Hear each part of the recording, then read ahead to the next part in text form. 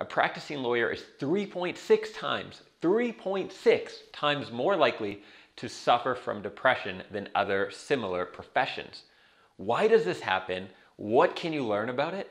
And how can you apply this to have more happiness and a better life in your own life, regardless of whether or not you're a lawyer? Now, contrary to a lot of stereotypes, lawyers are not actually more likely to get divorced than other people.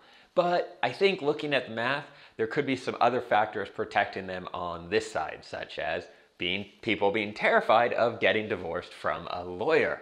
Yet this depression number is still there, 3.6 times more likely to get depressed. So why does that happen? You might think it has to do with longer working hours or stress, work conditions, ambition, things like that. But even when you equalize for those factors, the depression still stays there. So why does this happen? Tell us the reason! Tell us the reason why! Well, before we can get into why it happens, you need to understand a phenomenon that happens with our brain in terms of our pathways and elasticity. So for the longest time, scientists thought that our brain stayed put. You had your brain, that was it. Nothing ever changed. It wasn't until fairly recently that researchers discovered that our brains were elastic, that things could change. And the more we did certain activities, the more we would think differently, and that part of our brain would grow. One such study looked at London taxi drivers, and they found that the part of our brain around spatial skills, navigation, direction, all that sort of stuff, was significantly larger in taxi drivers. And no, it wasn't that people who had a real good sense of direction became taxi drivers, but actually being a taxi driver, especially in a city like London, which has such strict requirements for them, actually led people's brains to change. Another experiment shed some light on this, where they had monkeys repeat a very similar movement over and over. And what they found is that over time, as the monkeys kept repeating, that the part of their brain responsible for that movement grew new pathways, and they thickened and thickened and thickened until the monkeys could actually not stop doing this. It had become such a repetitive action that they trained themselves to do it, and they could not stop doing that. So now that we've got that out of the way, I want to introduce you to the Tetris Effect. And this effect explains why depression is so high in lawyers and how it can also impact other professions, such as entrepreneurs. Now, the Tetris Effect is named so because what they found is that people who would play this game Tetris after hours and hours of playing would be walking around at their city, and they would start to see shapes and everything. You'd look at a building and think, hey, could I take that building and turn it and put it there, and then we could turn this? And they would basically have changed their brain, changed their way of thinking, because they were playing Tetris for too damn long. Now, how this relates to lawyers is that as a lawyer, what do you start to train your brain to do? First, you start to train your brain to spot errors, to spot things that are wrong.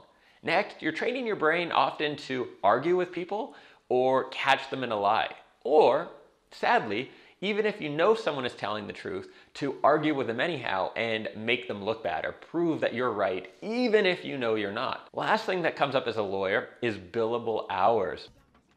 Show me the money.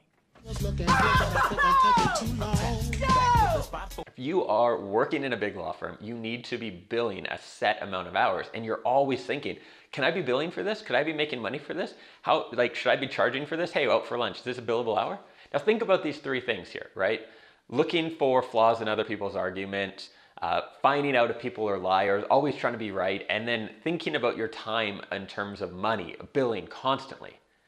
So you're doing this at your office, 10 hours a day, 12 hours a day, and then you come home. Now think of the Tetris Effect. Do you think it's going to be easy to turn off that part of the brain, the part of the brain that always sees the flaws, the mistakes, sees people as lying, catches what is wrong? No, of course not. And so what's been found is that lawyers will tend to have a lot of issues with their family and with their spouse because they will have trained their brain so much to always look for these things, look for what's wrong, look for an argument. And then the other thing that comes in, and this really applies to entrepreneurs as well, is the billable hours. One of the things that's really important, whether you are a lawyer or an entrepreneur, is to start to think of the value of your time, right? that you're not wasting time, that you're, okay, I am worth $100 an hour, right? And so you structure your days that way. And that's great in the professional environment. But what happens when you're trying to disconnect from work? It becomes really hard to spend time with your significant other, with your kids, with your friends, if you're thinking in the back of your mind, like, this dinner doesn't cost me $20, this dinner costs me $270, because if I was with a client right now, that's how much I would earn. And unfortunately, it's really hard to initially get away from this belief. So again, you're training your brain to think a certain way in the professional context, and it's very hard to turn off that way of thinking because you're strengthening those ties, right? You're growing those connections in your brain. And as they grow, it becomes harder and harder to stop that behavior. So what can we do about it? So the first step is an easy one for you. It's just awareness of this. Now that this has come to your attention, you'll start to notice these thought patterns. Maybe you're hanging out with friends and you start to think, I could be working now, and you'll be able to catch yourself with it. Now, a more active thing you can do is to start to train your brain to see the positive things. So one easy practice to do this is a gratitude practice, where you essentially make a list of all the positive things in your life. A lot of people do this on a daily basis, and it's very effective for retraining your brain. If you start to make a list every day of 5 things you're happy about from that day, what you're doing is you're training your brain, because it's thinking, all right, at the end of the day, I'm going to have to make a list of 5 good things. So you'll start to notice the good things more, and that will actually retrain your brain and help counteract the tendency to focus on the negative. Now, in terms of the time is money attitude, which can be so destructive to relationships, what I've personally found is helpful for that is just to shift my beliefs. If you believe that you could always be working, then you're going to have this in the back of your mind, right? I could be working now instead of this. And then you start to become more impatient with people, your partners, your family. You start to have a lot of trouble enjoying the moment because you're thinking, I could be working, I could be making money.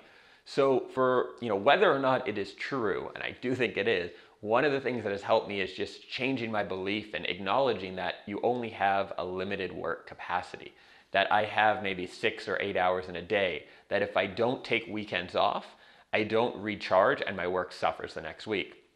True story, this is actually true. So if I don't take weekends off, I notice my Monday, Tuesday, Wednesday really suffers, my creativity goes, and I'm not as sharp.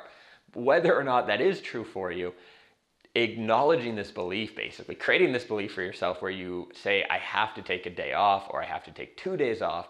And in that moment, then you're not thinking, I could be working, because you've shifted your thought system, your beliefs, so that you don't work in those times. You take weekends off, and that way you're not having these beliefs about, I could be making money, I could be working, and that should allow you to relax in the moment and enjoy it more. How could I possibly be expected to handle school on a day like this? Now, I'm going to make a follow-up video on this, so do subscribe if you're interested in this topic and you've enjoyed this, where I'm going to explore more about the Tetris Effect in other areas of our life, and how our day-to-day little actions or habits that we might not even notice can actually be having a huge impact on our lives because we're retraining our brains. And I'm going to go through some areas that you might be doing this and some of the consequences that you may not even realize are happening because of these small repetitive behaviors. So subscribe for that. Again, I publish new videos every Monday, Wednesday, and Friday, and I would love to see you in them. In the comment section below, let me know if you've experienced this Tetris effect before in your own life. And if so, how did you experience it? And did you do something about it to change it? Thanks for watching. Catch you in the next one.